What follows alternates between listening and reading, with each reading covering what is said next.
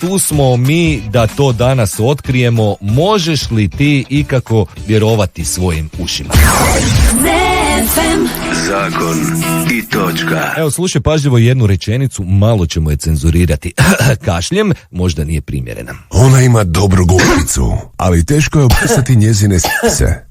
Mislim da smo svi ovo razumjeli unatoč kašlju, jel tako? Ona ima dobru gubicu, ali teško je opisati njezine spise. Što nam to Mladen priča?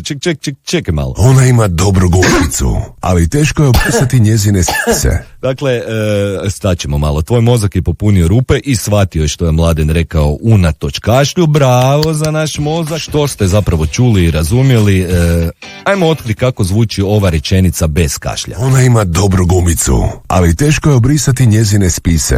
Da, sve je jasno, ona ima dobru gumicu, ali teško je obrisati njezine spise. Tako i tvoj mozak to interpretirao valjda, ili možda nije, ali ste možda nešto drugo čuli, drugčije razumjeli. Ako jeste, to samo govori kakav je tvoj mozak.